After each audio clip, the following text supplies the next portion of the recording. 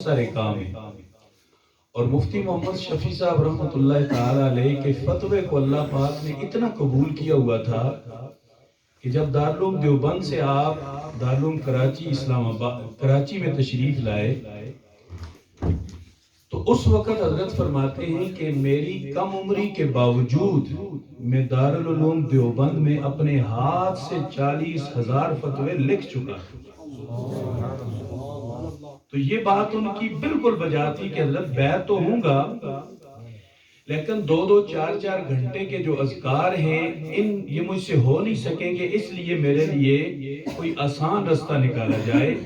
تو حضرت تھانوی رحمہ اللہ نے انہیں یہ کہا تھا کہ مفتی صاحب ہم پنسار نہیں ہیں، ہم نباز ہیں۔ یہ نہیں ہے کہ جو بھی آئے اسے ایک ہی دوائی دے دی جائے، بلکہ ہم نبض دیکھتے ہیں، جتنا جس کو ضرورت ہوتی ہے اتنا اسے دیتے، اور فرمانے لگے کہ میری طرف سے جو آپ کے معمولات ہیں یہی آپ کے وظائف ہیں۔ جو آپ معمولات فرما رہے ہیں اسے جاری رکھیں، یہی میری طرف سے وظائف ہیں۔ اور اللہ رب العزت نے پھر انہیں طریقت، شریعت اور دین، خدمت خلق، اس میں وہ مقام عطا فرمایا کہ آج ان کے صاحبزادے جس کا بھی نام لو منہ میٹھا ہو جاتا ہے، اتنے عظیم صاحبزادے ان کے۔ اور پھر مفتی محمد شفیع صاحب رحمہ اللہ سے مفتی محمد رفیع صاحب فرماتے ہیں کہ ہم نے ابا جی سے کہا، ابا جی خدا کی قسم ہم آپ سے ہر اعتبار سے متاثر ہیں، علم، تقوی، خدمت، معمولات کی پابندی، ہر اعتبار سے ہم آپ سے متاثر ہیں، ہمیں بیعت فرما لیں۔ فرمایا نہیں۔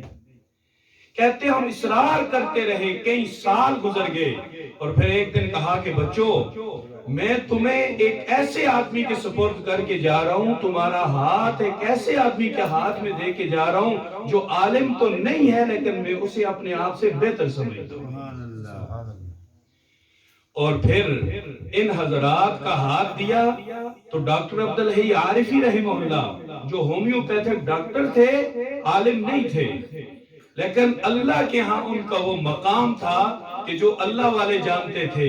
اور پھر ڈاکٹر عبدالحی عارفی رحمہ اللہ نے ان صاحبزادوں کو جو پہلا نسخہ دیا، وہ نسخہ یہ تھا کہ تم نے تقریر نہیں کرنی۔ کئی سال تک تقریر بند، یہ نسخہ تھا، اور انہوں نے بھی تقریر نہیں کی۔ جب کئی سال کے بعد تقریر کھلی تو انہوں نے پوچھا کہ حضرت آپ نے ہماری تقریر کیوں بند کی تھی؟ تو حضرت نے فرمایا اس لیے کہ صاحبزادے تو تم تھے، اگر تم خطیب کی سیٹ پہ جا کے منبر پہ بیٹھنے لگ جاتے اور لوگوں سے واہ واہ سننے لگ جاتے تو تمہارے اندر جو صلاحیتیں تھی وہ تو تھی، ساتھ واہ واہ بھی مل جاتی، تم اپنے قابو اور کنٹرول سے باہر ہو جاتے۔ اس کا علاج میں نے یہ نکالا کہ میں دیکھتا ہوں تم کہاں تک علاج کروانا چاہتے ہو، پھر ان لوگوں نے علاج کروایا۔ سبحان اللہ۔ آج ان کا قدم بعد میں اٹھتا ہے، شریعت کی کتاب پہلے کھلتی ہے، اور بجا طور پہ علماء کی موجودگی میں یہ کہنا چاہتا ہوں، اللہ پاک نے ہمیں اہل پاکستان پہ مفتی محمد تقی عثمانی دامت برکاتہم العالیہ کی صورت میں جو احسان فرمایا ہے، میں اپنے علم کے مطابق کہتا ہوں کہ ان کا ہر عمل شریعت سے باہر نہیں ہے، علماء اور عوام کے لیے ان کا عمل ہی سنت ہونے کی علامت ہے۔ تو بات یہاں سے چلی کہ حضرت نے معاشرے کی جس برائی کی نشاندہی کی، اور آج یہ برائی عام ہے، بد سلوکیاں عام ہیں، بد اخلاقیاں عام ہیں، بد کرداریاں عام ہیں، رویے کا مسئلہ، ایٹیچیوڈ کا مسئلہ، ہماری فکر کا مسئلہ، اونچ نیچ کا مسئلہ اس حد پہ پہنچ چکا ہے کہ شیخ سعدی رحمہ اللہ کو جب کسی نے دعوت پہ بلایا، آپ درویش تھے، درویشانہ لباس میں اٹھے اور چل دیے۔ جب اس صاحب دعوت کے گیٹ پہ پہنچے تو دربان نے کہا کہ صوفی صاحب یہاں بڑے لوگوں کی دعوت ہے، آپ چلیں واپس جائیں۔ کہا یار مجھے بھی دعوت ہے، کہاں شکل دیکھو تمہیں بھی دعوت ہو سکتی ہے یہاں۔ تو شیخ سعدی رحمہ اللہ واپس چلے گئے۔ جو واپس گئے ایک عالی شان قسم کا گھوڑا لیا، زبردست قسم کا سوٹ پہنا اور سر پہ اعلیٰ قسم کی دستار سجا کر اب شیخ سعدی رحمہ اللہ آئے. اب جب پہنچے اسی گیٹ پہ تو اسی دربان نے سلوٹ کر کے اندر وہ لے کے گیا. جب کھانے پہ پہنچے تو شیخ سعدی رحمہ اللہ نے ایک عجیب حرکت کی. آپ نے کھانا اٹھایا, کپڑوں کو ملنا شروع ہو گئے. کچھ اٹھایا گھوڑے کے سامنے رکھ دیا, کچھ کھانا اٹھایا پگڑی کو لگایا. حضرت آپ اتنے بڑے آدمی اور آپ کیا کر رہے ہیں؟ تو کہا کون بڑا آدمی؟ کہا شیخ سعدی. کہا وہ تو پہلے بھی آیا تھا. شیخ سعدی تو پہلے بھی آیا تھا. اگر یہ دعوت شیخ سعدی کی ہوتی وہ تو پہلے بھی آیا تھا. چونکہ یہ دعوت شیخ سعدی کی نہیں ہے بلکہ کپڑوں کی, پگڑی کی اور گھوڑے کی ہے, لہذا اسی کو کھانا چاہیے. ہمارا رویہ بھی ایسے ہی ہے. سکول کا دور تھا تو میں, اللہ کی عطا ہے, 8ویں میں تھا, میں جمعہ پڑھاتا تھا. اور کبھی کبھی سکول سے چھٹی ہوتی تو مجھے وہ جو سکول کی کیپ ہے وہ بھی بدلنے کے لیے گھر جانے کا موقع نہ ملتا, تو سکول کی وردی میں جمعہ ہو جاتا. اس وقت پینٹ نہیں تھی, کالا ملیشیا ہوتا تھا. تو وہ میں حتی الامکان کوشش کرتا تھا کہ کالر شالر سے پاک بنایا جائے اور سکول والوں سے بات کر لیتا تھا. تو ایک دن میں اسی کیپ کو الٹا کر کے اور ملیشیا میں جب گیا تو مسجد والے ممبر تک میری انتظار کرتے رہے کہ مولوی صاحب نہیں آئے. جب ممبر پہ بیٹھا پھر نے کہا اچھا آپ ہیں, اور رستے میں جتنے جاننے والے بھی ملتے نہ سلام کرتے نہ جواب دیتے. تو مجھے شیخ سعدی رحمہ اللہ یاد آئے کہ یہاں سلوٹ کپڑوں کو ہے, یہاں سلوٹ پگڑی کو ہے, یہاں سلوٹ گاڑی کو ہے, یہاں سلوٹ سواری کو ہے. یہ ہمارا رویہ ہے جو سراسر اسلام کے مخالف ہے. اسلام شخصیات کو عزت دیتا ہے, عہدے کا کوئی مقام نہیں ہے. اسلام اندر کو عزت دیتا ہے, باہر کا کوئی مقام نہیں ہے. ان اکرمکم عند اللہ اتقاکم, یہ ہمارے رویے کی بہتری کے لیے ہے کہ اللہ کے ہاں عہدہ اور منصب کوئی چیز نہیں ہے. اللہ کے ہاں اس گیٹ اپ کے اندر جو چیز سمائی ہوئی ہے, اللہ کے ہاں وہ اچھی تو بندہ اچھا, وہ اچھی نہیں تو بندہ اچھا نہیں. تو بات رویوں کی ہے. ہمارا سلوک رویے کے اعتبار سے معاشرے میں دن بدن بگڑتا جا رہا ہے, گرتا جا رہا ہے. بینک میں کھڑی ہوئی ایک خاتون, جو اسلام آباد وغیرہ بڑے شہروں میں ایک خاتون کو ریسپشن میں کھڑا کیا جاتا ہے, اس سے کوئی گھورتا ہے وہ تب بھی مسکراتی ہے, اسے کوئی گھورتا نہیں ہے وہ تب بھی مسکراتی ہے, کوئی اس سے جواب چاہتا ہے وہ تب بھی ویلکم کرتی ہے, نہیں چاہتا تب بھی کرتی ہے. یہ اس کے اکاؤنٹ کو سلام ہے, اس کے پیسے کو سلوٹ ہے, مسلمان اور انسان ہونے کی حیثیت سے نہیں. ہیلپ لائن پہ آپ کال کرتے, گالیاں دیں انہیں, مجال ہے کہ کبھی گالیاں دیں جواب میں. وہ کہیں گے سر دیکھیں سر آپ ٹھیک نہیں کر رہے, سر آپ ہماری پالیسی کے مطابق چلیں, دیکھیں سر یہ نہیں. یہی اگر سیٹ سے اٹھے اور آپ اسے کچھ کہیں, وہاں سیٹ کے تحفظ کے لیے تو ہمارا اخلاق بہتر ہو جاتا ہے, لیکن جس اخلاق کی بہتری کی حضور نے تاکید کی ہے وہاں پہ ہم اتنے بگڑے ہوئے ہوتے ہیں کہ ہمارے تیور جانوروں سے بھی بدتر ہوتے ہیں. اپنے گھر کے اندر, اپنے گھر سے باہر, دوستوں کے ساتھ, دشمنوں کے ساتھ ہمارا رویہ کیا ہونا چاہیے. میں اسی بات کو آگے بڑھاتے ہوئے امام الانبیاء صلی اللہ علیہ وسلم کی زندگی سے, سیرت کے جلسے میں آپ کے سامنے حضور کے رویے کو میں تھوڑا سا بیان کرتا ہوں, اور اس امید کے ساتھ بیان کرتا ہوں آج آپ یہاں سے جائیں گے حضور کا رویہ لے کے بھی جائیں گے, اپنانے کا عزم بھی کریں گے نا انشاءاللہ. رحمت دو عالم صلی اللہ علیہ وسلم کے رویے کو دیکھیں. آپ نے مکہ المکرمہ فتح کیا, مکہ المکرمہ کی فتح کے بعد وہاں آپ کے سامنے کچھ ایسے نام تھے جو ہائی لائٹ تھے, جنہوں نے زندگی بھر حضور کو ستایا تھا. ان کا کفر اس بات کے لیے کافی تھا ان سے انتقام لیا جائے, انہیں وہ سزا دی جائے کہ رہتی دنیا تک یاد رہے. لیکن یہ تو میرے اور آپ کی سوچ ہے. رحمت دو عالم صلی اللہ علیہ وسلم کا رویہ اور آپ کا حسن سلوک کیا ہے. سلمن قطعت, جو توڑے اس سے جوڑ, واعف عمن ظلمت, جو ظلم کرے اسے معاف کر، وَأَحْسِنْ إِلَىٰ مَنْ أَسَاءَ إِلَيْكَ، جو تیرے ساتھ برا کرے تو اس کے ساتھ اچھا کر، تو معاف کر، تو چھوڑ، اور جو برا کرے اس سے اچھا کر۔ میں یوں سمجھوں گا تو نے میرا امتی ہونے کا حق ادا کیا ہے۔ حضور نے کہا بھی، کر کے بھی دکھایا۔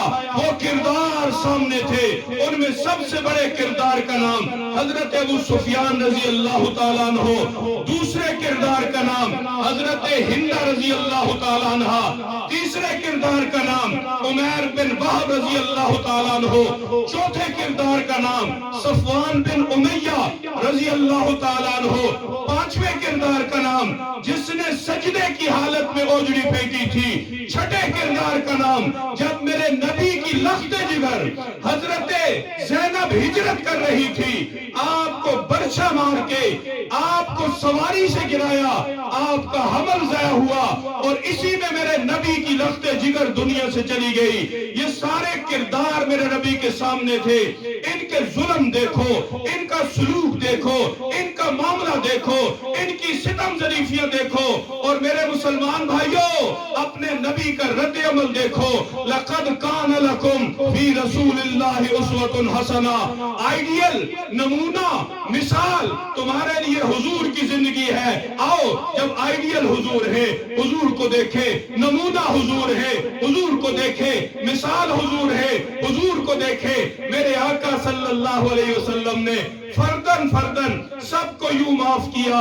اسلام کا سب سے پہلا دارالامان جس گھر کو قرار دیا وہ حضرت ابو سفیان کا گھر تھا۔ اسلام کا سب سے پہلا دارالامان اس خاتون کا گھر تھا جس نے حضور کے چچا کا کلیجہ چبایا تھا، اور وہ چچا بھی ایسے چچا جو چچا بھی تھے، دوست بھی تھے، اور رضائی بھائی بھی تھے، اور بہادر اتنے تھے کہ جب دار ارقم سے ظہر کی نماز پڑھنے کے لیے حضرت عمر نے کہا آقا کیا ہم سچے نہیں ہیں؟ کہا میرے عمر سچے ہیں۔ تو پھر آقا اللہ کا کعبہ بتوں کے لیے ہے کہ رب کو سجدے کے لیے ہے؟ عمر رب کو سجدے کے لیے ہے، گھر اللہ کا، عبادت اللہ کی، تو پھر دار ارقم میں کیوں ہو، اللہ کے گھر میں کیوں نہ ہو؟ میرے نبی نے فرمایا عمر اسی دن کے لیے تو میں نے تجھے رب سے مانگا تھا، مجھے تیرے انہی جذبات کا انتظار تھا، پھر چل۔ حضرت عمر فرماتے دار ارقم سے نکلتے ہوئے دو لائنیں بنائی حضور نے، ایک لائن کی قیادت مجھے دی اور دوسری لائن کی قیادت حضرت حمزہ کو دی۔ ہم دو لائنوں میں جب بیت اللہ میں داخل ہوئے نا تو دو شیر جب آگے ہو، اور وہ شیر بھی کون؟ ایمان والے، میرے نبی کے شیر، میرے نبی کے صحابی، میرے نبی کے دیوانے، میرے نبی کے چاہنے والے، پھر کس کی مجال ہے وہ آگے آ سکے؟ رستے بنتے گئے، کفر ہٹتا گیا، پہلی نماز حضور نے پڑھائی، پیچھے پڑھنے والے حضرت حمزہ، پیچھے پڑھنے والے عمر بن خطاب، پیچھے پڑھنے والے بلال حبشی، پیچھے پڑھنے والے صہیب رومی، یہ غریب صحابہ، یہ نڈر صحابہ، یہ شیرگن صحابہ، انہوں نے نماز پڑھی۔ حمزہ کے وہ دن نبی کو یاد تھے، ہندہ کا طرز عمل یاد تھا، جنہوں نے لاش کو بھی نہیں چھوڑا، بے حرمتی کی، لیکن میرے نبی کا رد عمل یہ ہے جاؤ جو اسلام کے اس پہلے دارالامان میں جو حضرت ابو سفیان اور ہندہ کا گھر ہے اندر چلا جائے گا، میں اس کے لیے معافی کا اعلان کرتا ہوں۔ اوجڑیاں پھینکنے والے تجھے بھی معافی ہے۔ عمیر بن وہب کو مدینہ میں معافی مل گئی، صفوان بن امیہ رہ گئے، وہ بھاگ گئے تھے حضور کے ڈر سے۔ عمیر نے کہا صفوان کو لے آؤں، آپ اس کے لیے امان دے دیجئے۔ حضور نے فرمایا جا، آج تو سب کو امان ہے، لے آ صفوان بن امیہ کو بھی۔ عمیر رضی اللہ تعالیٰ عنہ نے فرمایا حضور اس نے ظلم بڑے کیے، منصوبہ بندیاں بڑی کی ہیں، کوئی اپنی نشانی دے دیجئے۔ سبحان اللہ، میرے آقا نے فرمایا ہاں معاف تو میں نے کر دیا ہے، لیکن میرے پیارے عمیر تیری دلجوئی کے لیے، اس کی یقین دہانی کے لیے جانتے ہو میں تجھے کیا دوں گا؟ میرے نبی نے اپنا امامہ اتارا، اور جس نے ساری زندگی میرے نبی کی دشمنی میں گزاری تھی، میرے نبی نے نہ صرف اسے معاف کیا بلکہ یقین دہانی کے لیے اپنا امامہ عطا فرمایا۔ یہ میرے نبی کا حسن سلوک ہے۔ میرے بھائیوں آگے چلتے ہیں، سب کے لیے عام معافی کا اعلان ہو گیا، ٹھیک ہے اپنے تھے، رشتہ دار تھے، مکے والے تھے، جو کیا معاف ہو گیا۔ میرے نبی طاقت میں ہے، خیبر پہ چڑھائی ہو رہی ہے، خیبر کا محاصرہ ہے، مذاکرات شروع ہوئے، یہودیوں نے ہاتھ جوڑ دیے، کہا اللہ کے محبوب ہمیں یہاں سے نہ نکالیے، ہم آپ کے ماتحت بن کے رہیں گے، آدھا مال آپ کو جزیے کے طور پہ دیں گے، آدھا اپنے بیوی بچوں کے لیے رکھیں گے۔ وہ یہودی جنہوں نے پیٹھ میں چھرا گھونپنے کی خندق میں کوشش کی تھی، وہ یہودی جنہوں نے مشرکین مکہ کو خط لکھ لکھ کے بلایا تھا، وہ یہودی جو منافقوں سے بھی ملے ہوئے تھے، وہ یہودی جو میرے نبی کو ایک آنکھ نبھاتے تھے، جنہیں میرے نبی ایک آنکھ نبھاتے تھے، میرے آقا نے ان کی یہ اپیل بھی قبول کر لی، کہا ٹھیک ہے تم رہو۔ ادھر یہ حسن سلوک ہو رہا ہے اور ادھر زینب بنت حارث یہودیہ ایک خاتون حضور سے کہتی ہے ہم آپ کی دعوت کرنا چاہتے ہیں۔ دعوت ہوئی، بکری بھنی ہوئی سامنے لائی گئی، صحابہ بیٹھے ہوئے ہیں، میرے آقا نے ایک لقمہ اٹھایا اپنے منہ مبارک کے اندر رکھا، جبریل آگے کہا آقا نہیں کھانا تھوک دو، میرے نبی نے پہلا لقمہ تھوکا، صحابہ سے کہا تھوک دو، لیکن جنہوں نے کھا لیا تھا بہت سے صحابہ شہید بھی ہو گئے، حضور کی زبان پہ زہر بھی لگ گیا، آپ نے تھوک بھی دیا، عورت گرفتار ہوئی، پوچھا گیا تو نے ایسا کیوں کیا؟ اس نے جواب دیا میں دیکھنا چاہتی تھی آپ اللہ کے نبی ہیں کہ نہیں۔ اس کا عقیدہ بھی کچھ آج کل کے لوگوں والا ہو گیا تھا، وہ بھی سمجھتی تھی کہ جیسے اللہ عالم الغیب ہے ایسے نبی بھی عالم الغیب ہے، حالانکہ ایسی بات نہیں ہے۔ نبی کو رب جو بتاتے ہیں جب بتاتے ہیں بتا دیتے ہیں، لیکن عالم الغیب کون ہے؟ عالم الغیب کون ہے؟ غیب کو جاننے والا کون ہے؟ زمین کے نیچے کی تہوں میں جاننے والا کون ہے؟ میرے اور آپ کے دلوں میں کیا خیال ہے جاننے والا کون ہے؟ اللہ۔ نبی کو اللہ نے سب سے زیادہ علم دیا ہے، لیکن غیب جاننے والا اللہ۔ حضور نے تھوکا، عورت کو بلایا، اس نے کہا میں دیکھنا چاہتی تھی آپ اللہ کے نبی ہے کہ نہیں ہے۔ حضور جانتے تھے بہانہ کر رہی ہے، لیکن صریحاً قاتلہ کو میرے نبی نے معاف کر دیا۔ یہ میرے نبی کا حسن سلوک۔ سبحان اللہ۔ کیا کوئی ہے ایسا کہ جس کو گھر کسی نے بلایا ہو اور مہمانی کے بہانے بلا کے کھانے میں زہر ملا دی ہو؟ ہم میں سے کوئی ایسا اللہ نہ کرے۔ ناراضگی کس بات کی، قطع تعلقیاں کس بات کی، شادی میں نہیں بلایا، ڈھول بج رہا تھا میں دور سے دیکھ رہا تھا، مجھے سامنے لا کے کھڑا کیوں نہیں کیا، میں تیرے ساتھ ناراض ہوں۔ لقد کان لکم فی رسول اللہ اسوۃ حسنہ۔ یاد رکھیے دنیا میں بڑے بڑے فاتحین آئے، بڑے اچھے برے ہر قسم کے لوگ آئے، لیکن جنگ ایک ایسا مقام ہے، دنیا کا یہ محاورہ حضور کے علاوہ ہر ایک نے اسے مانا، حضور اور حضور کے صحابہ کے علاوہ، کہ جنگ اور محبت میں سب جائز ہے، محبت اور جنگ میں سب جائز، لیکن میرے نبی نے نہ محبت میں اصولوں کو چھوڑا نہ جنگ میں اصولوں کو چھوڑا۔ یہی خیبر ہے جس کی ہم بات کر رہے ہیں۔ اندر بات ہو رہی ہے محمد آ رہے، محمد آ رہے، جنگ کرنی ہے۔ ایک غلام ہے چرواہا، سعد بن الاسود یا اسود رائی بکریاں چرانے والا، اس نے بھی سنا، اپنے مالک سے پوچھا کہ کیا چل رہا ہے؟ اس نے کہا ہم مقابلے کی تیاری کریں، ایک آدمی ہے جو اپنے آپ کو نبی کہتا ہے، وہ ہم پہ حملہ آور ہونے والا ہے، ہم اس کے مقابلے کی تیاری۔ اچھا، اس کے دل میں ایک بات آ گئی، دیکھنا تو چاہیے، جب اپنے آپ کو نبی کہتا ہے تو ویسے ہی ہم لڑائی کریں، دیکھنا تو چاہیے۔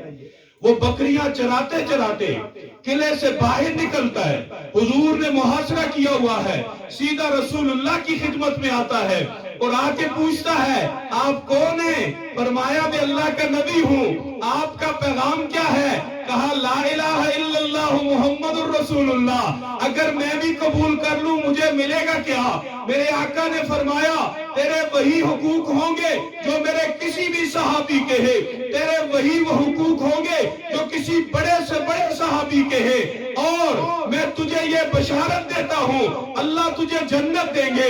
اس نے کہا حضور مجھے اور جنت، مجھے تو کوئی مہنگے گھر والا اپنے گھر نہیں آنے دیتا، اچھے خیمے والا اپنے خیمے میں نہیں جانے دیتا، میں کالا کو لوٹا حبشی غلام، پھٹے ہوئے کپڑے، بدن سے پسینے کی بدبو، ہونٹ ڈٹکے ہوئے، بال گمری والے، مجھے اللہ، میرے نبی نے فرمایا نا نا نا، اسے تو ان پہ قیاس نہ کرنا، مجھ سے سن، اللہ پاک تیرے کالے رنگ کو سفیدی سے بدل دیں گے، اللہ پاک تیرے بدن کی بدبو کو خوشبو سے بدل دیں گے، اللہ پاک تیرے پھٹے پرانے لباس کو نور کے لباس سے بدل دیں گے۔ وہ خوش ہوا، اس نے کہا پھر دیر کس بات کی، مجھے کلمہ پڑھائیے۔ حضور نے کلمہ پڑھایا، اسود رائی مسلمان ہو گئے، اور مسلمان ہوتے ہی کہتے ہیں حضور اچھا موقع ہے، میرا جو آقا ہے منافقوں کا رئیس ہے، یہودیوں کا رئیس ہے، بڑا آدمی ہے، یہ اس کی ساری بکریاں آپ رکھ لے۔ میرے آقا نے فرمایا یہی سے تو نبوت کی تعلیم شروع ہوتی ہے، اسے ہم نہیں رکھیں گے، یہ تو واپس کرے گا، تیرے پاس امانت ہے، اور یہی نبی کا تجھے پہلا سبق ہے، امانت پہ خیانت نہیں کرنا۔ جا واپس کر کے آ، کہا حضور میں واپس کرنے جاؤں گا پکڑ لیں گے۔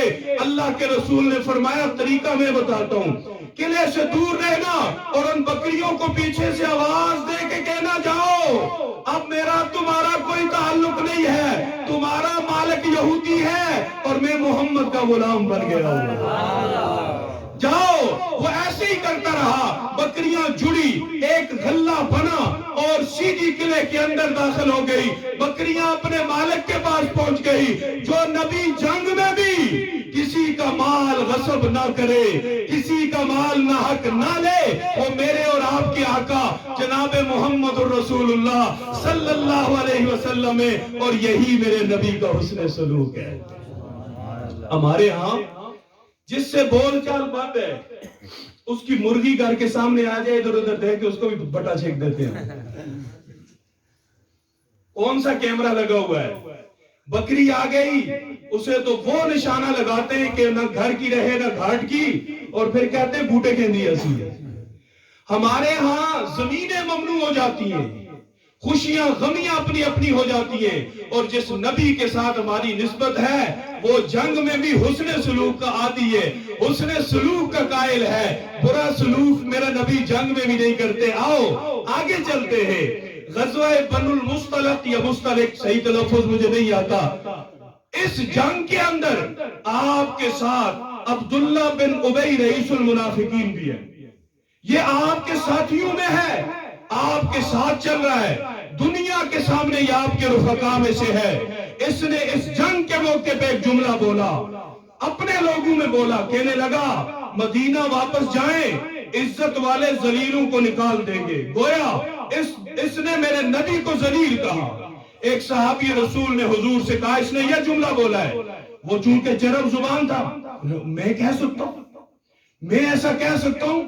بہت سارے معاشروں میں ایسے لوگ ہوتے ہیں جو ڈولی کے ساتھ بھی ہوتے ہیں اور جنج کے ساتھ بھی ہوتے ہیں، ادھر سے بھی آگے ادھر سے بھی آگے، ان کا جتنا چہرہ ادھر ہوتا ہے نا اس سے زیادہ ادھر ہوتا ہے، لیکن نظر نہیں آتا، نظر یہ والا آتا ہے۔ ان کے ہاتھ جتنا آگے چلتے ہیں نا اس سے زیادہ پیچھے چلتے ہیں، اور زمین پہ اگر وہ 5 فٹ 10 انچ ہے نا تو زمین کے اندر وہ 11 فٹ 6 انچ ہوتے ہیں۔ بہت سارے لوگ ایسے، سبق سیکھو اس سے۔ اس نے کیا کہا؟ مدینہ واپس جائیں، عزت والے ذلیلوں کو نہیں چھوڑیں گے، نکالیں گے۔ اوہو، جب اس نے یہ جملہ کہا حضور کے سامنے تو آیا، اس نے کہا جی نہیں نہیں، آپ نے کہا چل ٹھیک ہے۔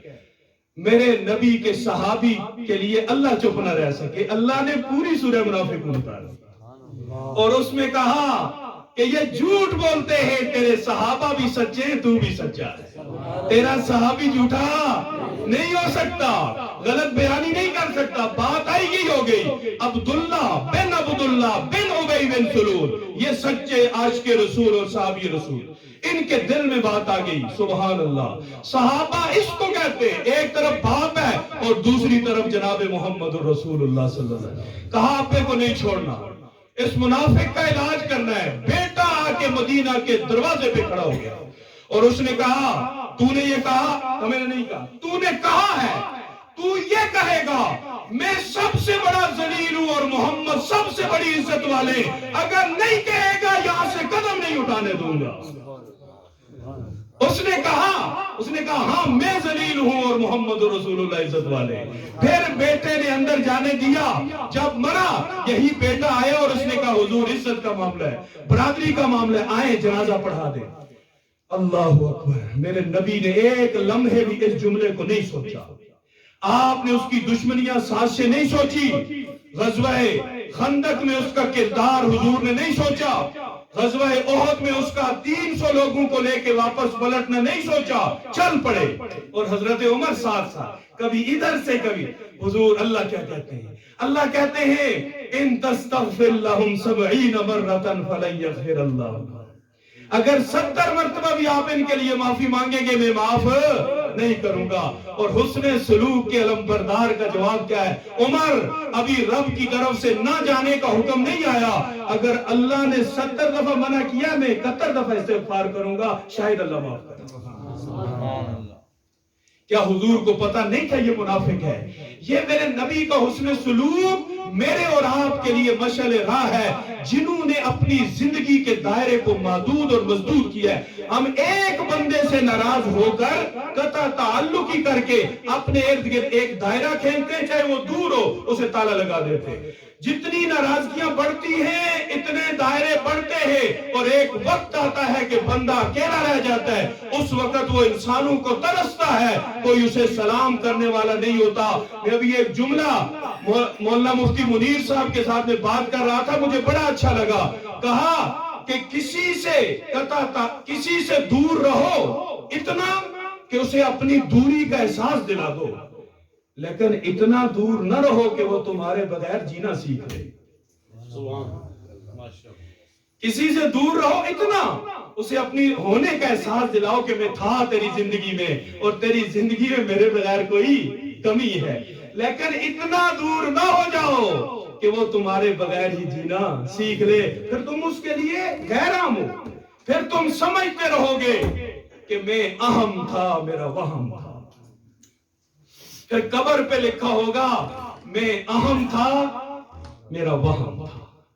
دنیا آپ کو مسترد کر دے گی، پھر بھاگے بھاگے پھرو گے، کوئی ہاتھ لگانے والا نہیں ہوگا. ان مسکراتے چہروں کی قدر کرو، اس سلام اور عزت کا احساس کرو. ان سینے چوڑے کر کے گلے ملنے والوں کی قدر کرو. یہ شیخ صاحب، عوان صاحب، حاجی صاحب کہنے والوں کی عزت کرو. جب یہ گھٹ جاتے نا جملوں کا وزن انسان کو معلوم ہوتا ہے.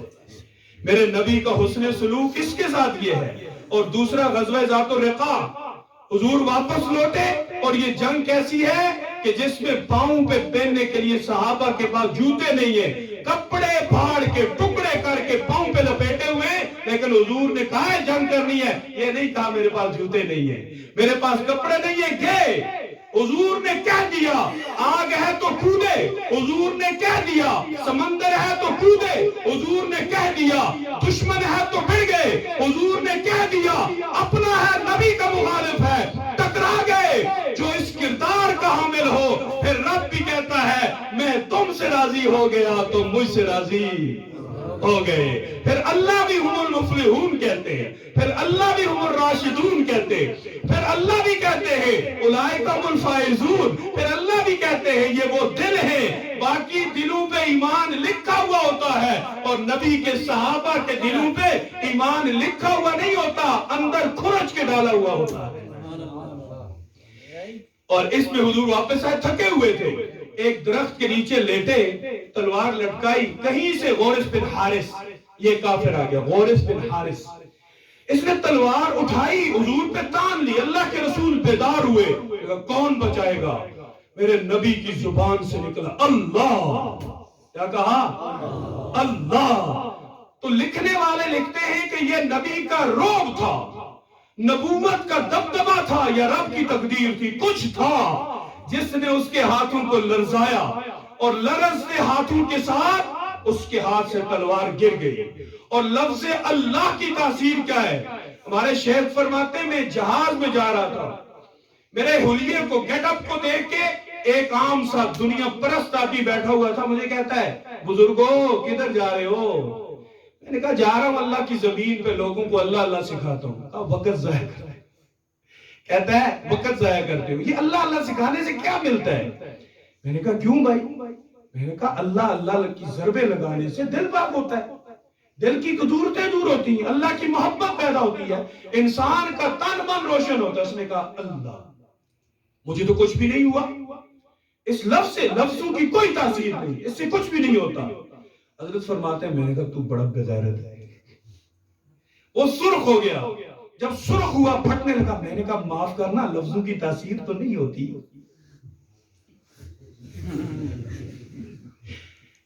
اب وہ تھوڑا سا چپ ہوا، میں نے کہا اللہ کے بندے کیوں تو اپنا وقت ضائع کرتا ہے؟ لفظ بغیرت میں اتنی تاثیر ہے کہ تیرے کان کھڑے ہو گئے، تو لفظ اللہ میں کوئی تاثیر نہیں ہے۔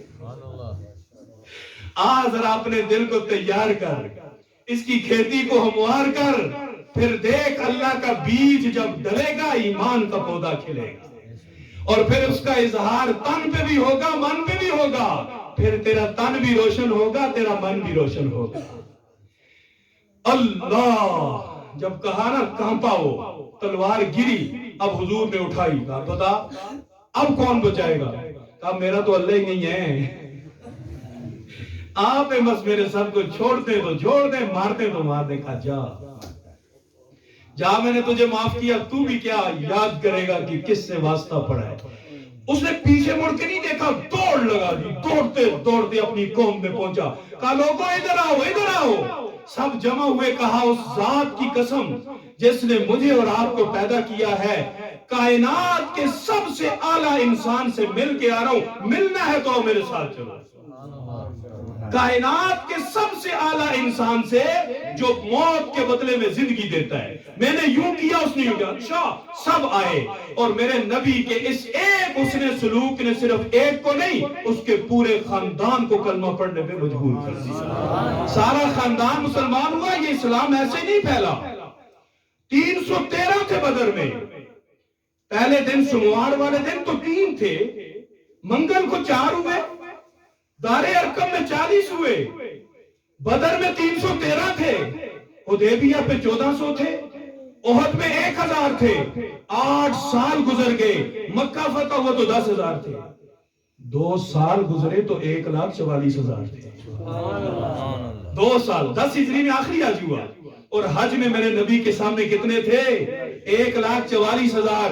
تلواریں اتنے مجمع جمع نہیں کر سکتی، اس نے سلوک اور کردار، جب دل فتح ہوتے ایک کا نہیں ہوتا، ہزاروں کا ہوتا ہے۔ یہ میرے نبی کا حسن سلوک ہے۔ امام الانبیاء صلی اللہ علیہ وسلم کا طرز عمل، جنگوں کی بات آئی، پہلا غزوہ، دوسرا ذات الرقاع، تیسرا حنین۔ جب مکہ فتح ہوا سب ڈر گئے، لیکن کچھ اڑیل تھے، ان اڑیلوں نے کیا کہا؟ نہیں، ہمارا دل ٹھنڈا نہیں ہوا، آخری دم تک لڑیں گے۔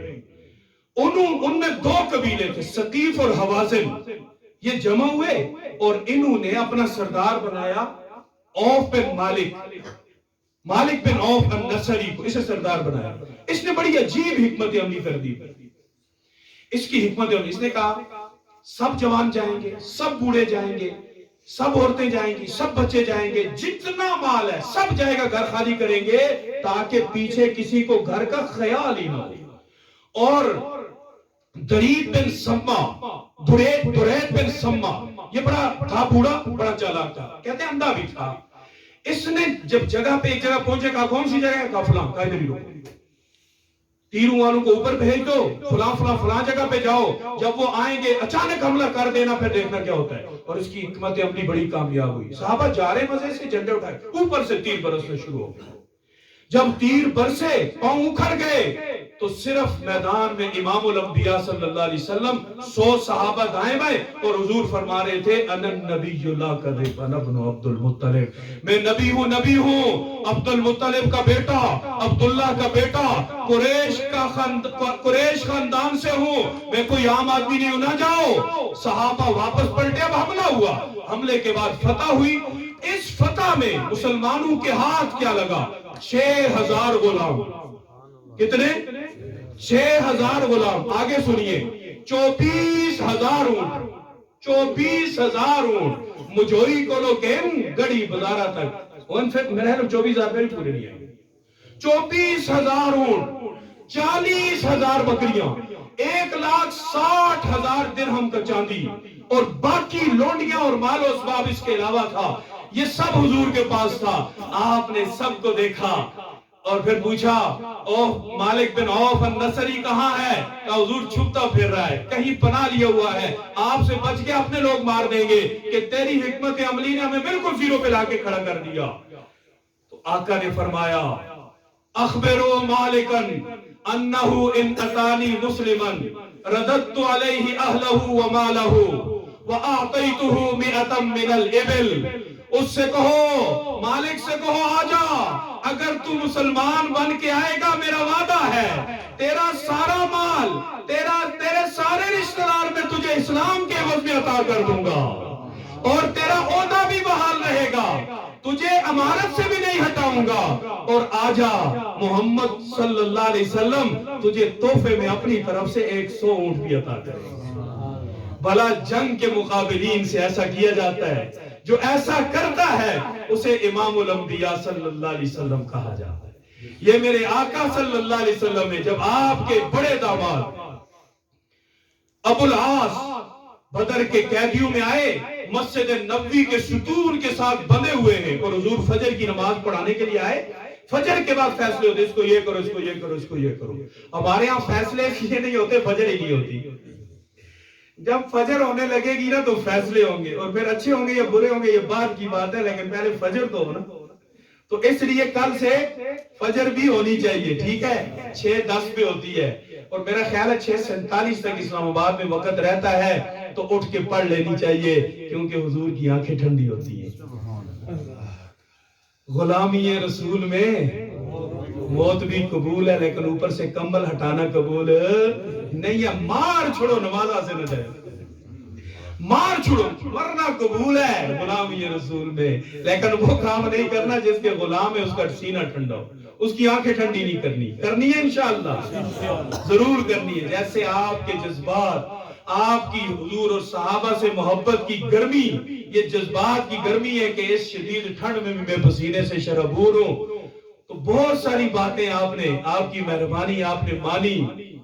تو عرض یہ ہے کہ عشاء صاحب نے پڑھی ہے نا، کل سے پٹڑی پہ چڑھ جائے، پھر اترنا، فجر سے لے کے عشاء تک گھر میں ایک بورڈ لگا لیں، 5 کھانے بنائیں، کم سے کم درجہ یہ کھانا خالی نہ ہو، اگرچہ وقت کے بعد بھی ہو جائے لیکن کھانا خالی نہ ہو، کیونکہ خالی کھانا پٹھان کیا کہتے ہیں، کھانا خراب ہوتا ہے۔ تو کھانا خراب نہیں کرنا، کھانے کو ٹھیک رکھنا ہے۔ تو یہ ابو العاص ہے، پلر سے بندے ہوئے مسجد، اور حضور نے فیصلہ کرنا ہے۔ آپ صلی اللہ علیہ وسلم کی لخت جگر مسجد نبوی کے دروازے پہ کھڑی ہے کہ ابا جی آئیں گے تو میں اپنا فیصلہ سناؤں گی۔ حضور آئے، باہر سے آواز دی، کہا حضور میں نے ابو العاص کو امان دے دی ہے۔ اللہ کے رسول نے فرمایا میری لخت جگر جسے تو نے امان دی تیرے والد نے بھی امان دے دی۔ جتنا بڑا دشمن ہو اسے حسن سلوک کہا جاتا ہے۔ لَقَدْ كَانَ لَكُمْ فِي رَسُولِ اللَّهِ أُسْوَةٌ حَسَنَةٌ، میرے نبی کی زندگی ہر ایک کے لیے نمونہ ہے۔ طواف ہو رہا ہے فتح مکہ کے موقع پہ، یہ حضور جا رہے ہیں اور ساتھ ایک آدمی باقاعدہ منصوبہ بندی کر کے خنجر ادھر چھپا کے لایا ہے، اس کا نام علقمہ ہے، اور وہ اس انتظار میں ہے کہ حضور کو ذرا سا دیکھوں کہ آپ کی توجہ کسی اور طرف ہے، میں حملہ کر دوں، اور وہ ساتھ جا رہا ہے۔ حضور مڑ کے دیکھتے ہیں، وہ سیدھا ہو جاتا ہے، چلتے چلتے ہاتھ ڈالا، اتنے میں میرے نبی صلی اللہ علیہ وسلم نے مڑ کے کہا یہ بتا ابھی تو نے دل میں کیا بات کی ہے؟ حضور میں نے کچھ نہیں کی۔ اللہ کے رسول صلی اللہ علیہ وسلم تو سمجھ گئے ابھی دل میں کیا منصوبہ بنایا، کہا کچھ نہیں۔ میرے نبی نے کہا علقمہ ادھر آؤ، قریب بلایا، اور کہتے ہیں کہ ایسے حضور نے ہاتھ مارا محبت سے یوں، اور وہ ہاتھ لگنا تھا میرے سینے پہ، رب کی عزت کی قسم لگنے سے پہلے حد درجے کی نفرت تھی، ہاتھ اٹھا نہیں، ساری نفرتیں محبت میں بدل گئی۔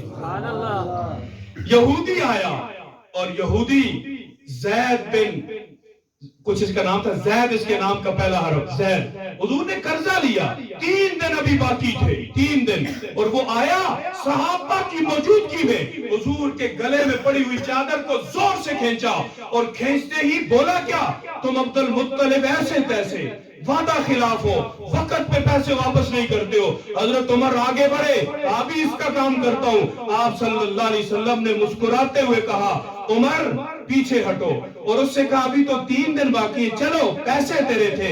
عمر تجھے ایسا نہیں کرنا چاہیے تھا، اس نے جو کہا سو کہا. تو مجھے کہتا پیسے دے دے، اسے کہتا وعدے کا انتظار کرو. عمر اب اس کے پیسے بھی دو، اور جو آپ نے غصہ کیا ہے، اس کا نہیں کہا، جو آپ نے غصہ کیا ہے 20 سا اضافی دو.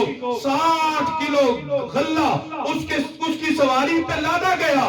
وہ جب چلا، چلتے ہی اس نے کہا کہ میں انتظار میں تھا کہ میں نے نبوت کی ساری دلیلیں آپ نے دیکھ لی ہے، 2 باقی تھی، آج وہ دیکھ لی. پہلی دلیل یہ تھی کہ نبی وہ ہوتا ہے جس کا حلم اس کے غصے سے شکست نہیں کھاتا.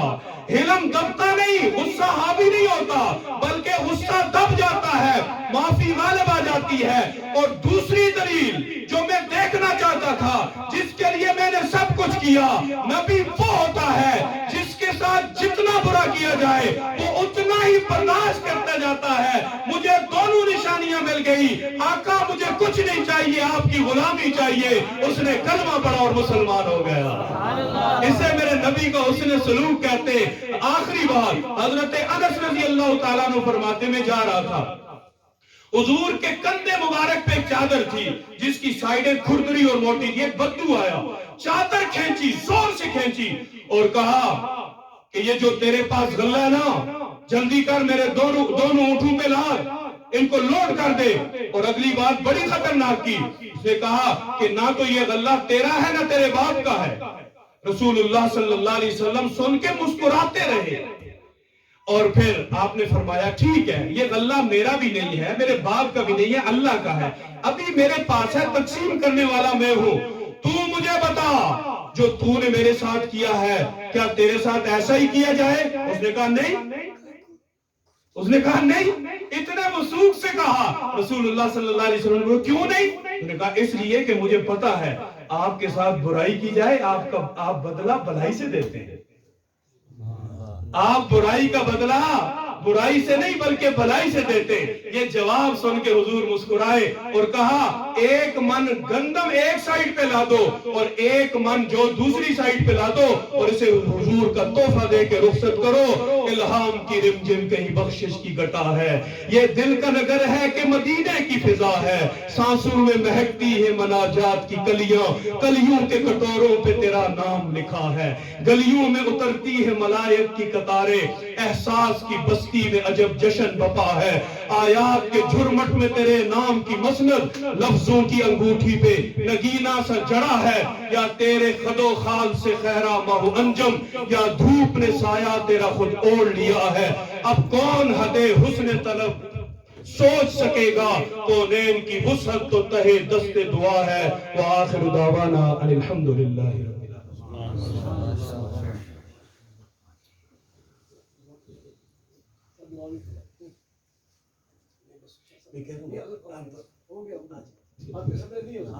سید بھی ہیں، مسافر بھی ہیں، ساری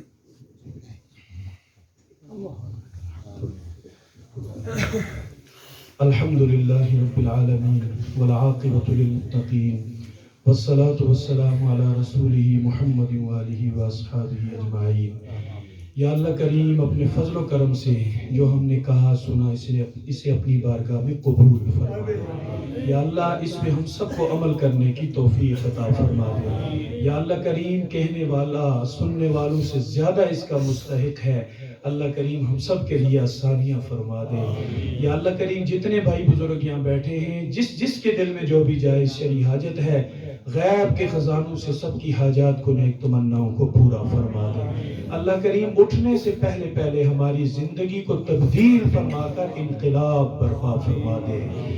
یا اللہ کریم جتنے ہمارے گھروں میں بیمار ہیں سب کو شفا نصیب فرما دیں.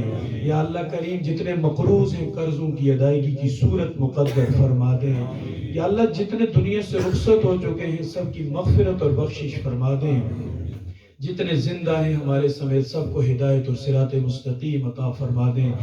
یا اللہ کریم اس محفل کو سجانے کے لیے جس جس دوست نے جس قدر تعاون کیا ہے، محبتیں کی ہیں، دعائیں کی ہیں، اللہ ان کی سعی کو اپنی بارگاہ میں قبول فرما لے۔ ہمارے محترم جہاں زیب صاحب کی محنتوں کو اللہ اپنی بارگاہ میں قبول فرما لے۔ اللہ انہیں استقامت نصیب فرما دے، انہیں دن دگنی رات چگنی ترقی نصیب فرما دے۔ یا اللہ کریم ہمارے جتنے بھی علماء اس ویلی کے ہیں، محنت کر رہے ہیں، اللہ دن رات ایک کیے ہوئے ہیں، مولانا نسیم صاحب، مولانا عبدالوحید صاحب، مولانا عمار صاحب، مولانا مفتی منیر صاحب، جتنے بھی ان کے رفقا ہیں، یا اللہ ان کی محنتوں کو قبول فرما لیں۔